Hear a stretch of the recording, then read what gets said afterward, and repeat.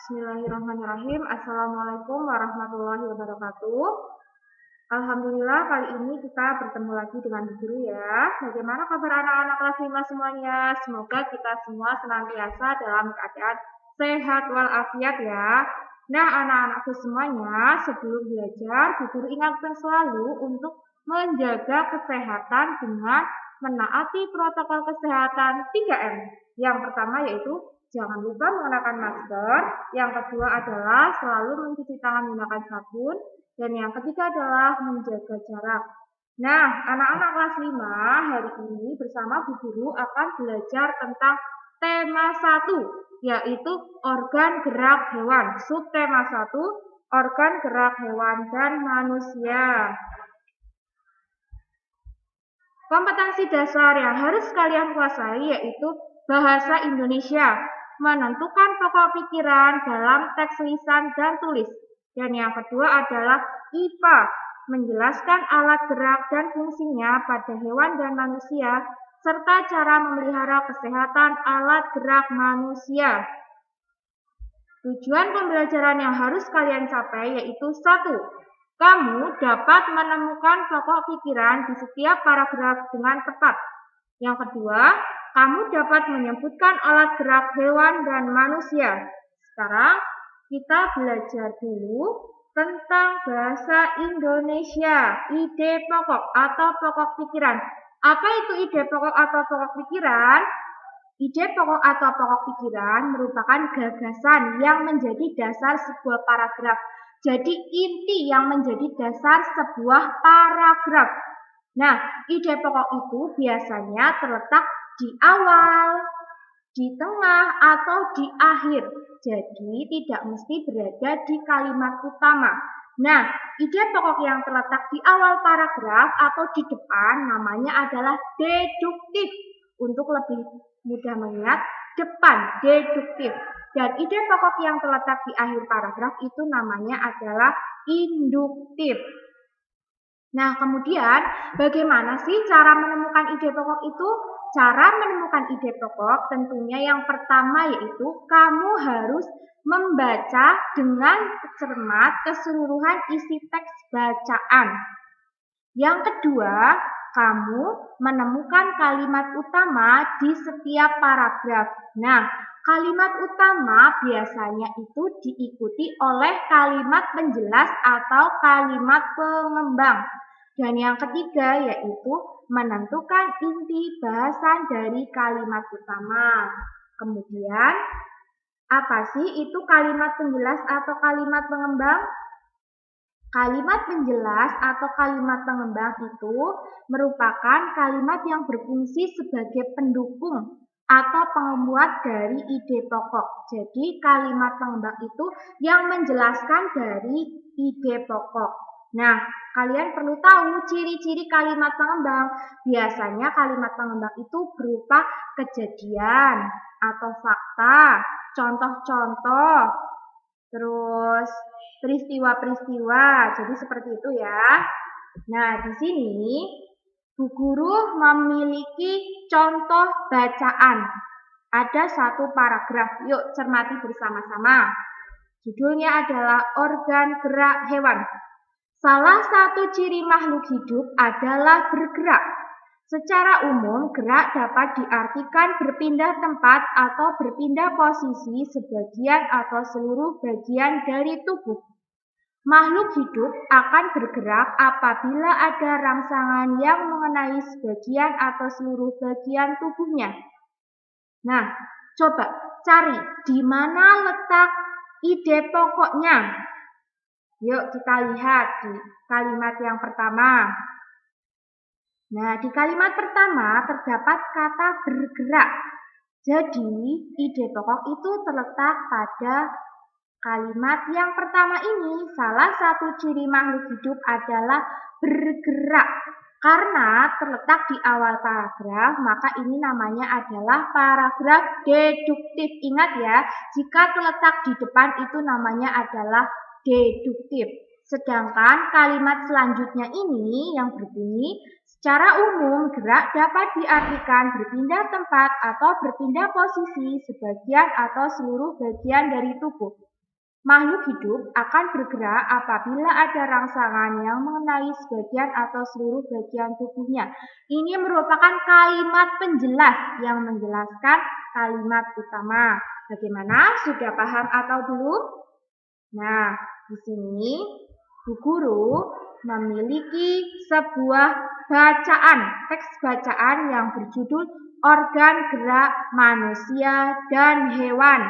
Nah, di LKPD 1 ini, lembar kerja peserta didik, di sini kamu tugasnya adalah baca dengan cermat setiap paragraf. Kemudian carilah ide pokoknya dan kalimat pengembangnya. Ada 5 paragraf ini kan tentang organ gerak manusia dan hewan. Silakan kalian baca dan pahami, kemudian kerjakan. Cara mengerjakannya yaitu menggunakan kolom seperti ini, menggunakan tabel yang terdiri dari 3 kolom. Yang pertama adalah keterangan paragrafnya, yang kedua adalah ide pokoknya ditulis seperti ini, dan yang ketiga adalah kalimat pengembangnya. Bagaimana? Sudah paham? Nah, seperti contoh pada paragraf 1 ini ide pokoknya. Salah satu ciri dari makhluk hidup adalah bergerak. Terus kalimat pengembangnya, kalimat berikutnya. Karena itu terdiri dari 5 paragraf dan paragraf ke-1 sudah dituliskan, maka tugasmu adalah mencari ide pokok paragraf kedua sampai paragraf 4 beserta kalimat pengembangnya ya. Nah, sekarang kita lihat halaman selanjutnya. Nah, kita belajar tentang IPA. Nah, kamu lihat tidak? Anak pada gambar di samping itu sedang apa ya kira-kira ya? Betul sekali. Anak pada gambar di samping itu adalah sedang berlari. Nah, aktivitasnya sedang berlari. Kalau sedang berlari, pasti itu melakukan gerakan ya. Jadi, bergerak itu merupakan salah satu ciri dari makhluk hidup. Ciri dari makhluk hidup itu kan banyak. Ada bergerak, bernafas, memerlukan makanan, berkembang biak, dan lain sebagainya. Dan sekarang yang harus kita pelajari yaitu tentang bergerak. Nah, kemampuan gerak tubuh manusia didukung dengan adanya sistem gerak. Sistem gerak pada manusia merupakan hasil kerjasama antara tulang, otot, sendi, dan syaraf. Nah, alat gerak manusia dan hewan itu macamnya ada 2 ya. Ada alat gerak aktif dan ada alat gerak pasif. Alat gerak aktif itu adalah yang secara aktif bergerak. Alat gerak aktif itu ada otot, sedangkan alat gerak pasif itu adalah tulang. Kedua alat gerak ini bekerja secara bersama-sama sehingga dapat menimbulkan suatu gerakan. Nah, kenapa tulang disebut sebagai alat gerak pasif? Karena tulang itu tidak dapat bergerak tanpa adanya otot ya. Nah, rangka manusia, coba lihat pada gambar di samping ini ya. Rangka manusia ini terdiri kurang lebih dari 300 tulang. Jumlah tulang itu kita miliki sejak awal bayi sampai sekarang. Nah, apa sih fungsi tulang? Yang pertama adalah tempat melekatnya otot. Ya, jadi otot kita itu melekat pada tulang. Yang kedua adalah melindungi organ yang penting bagi tubuh. Nah, tulang rusuk ini yang ada di bagian depan dan belakang itu melindungi organ-organ yang penting bagi tubuh.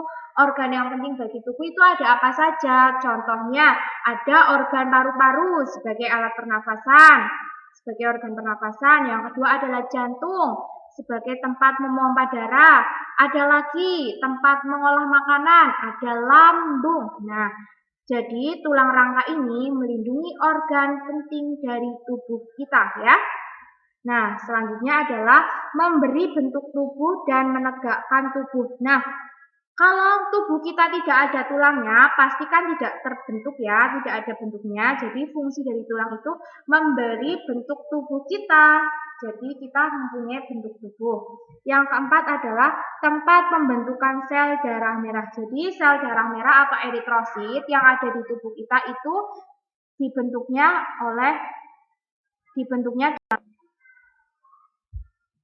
Selanjutnya yaitu kita belajar tentang otot.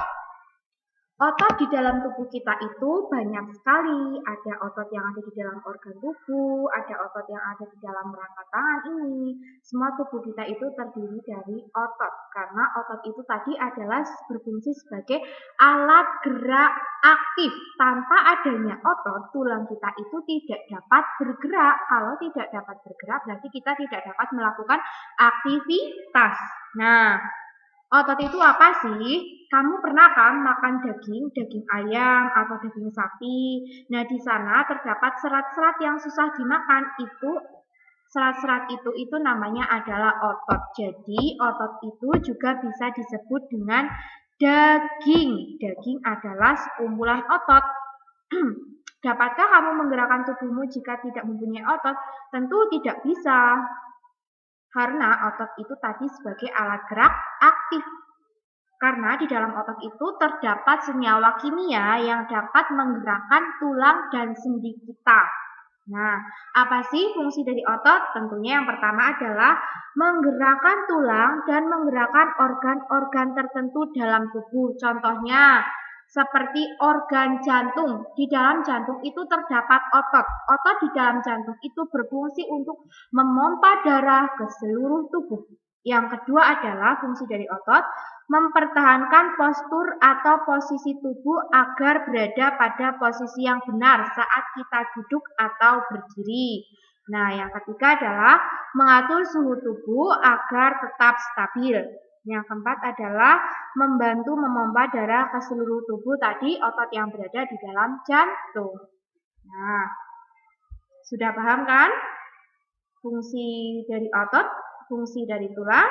Nah, selanjutnya Bu Guru memiliki LKPD atau lembar kerja peserta didik yang kedua. Tugasnya yaitu yang pertama, kamu bacalah kembali teks berjudul Alat Gerak Manusia dan Hewan.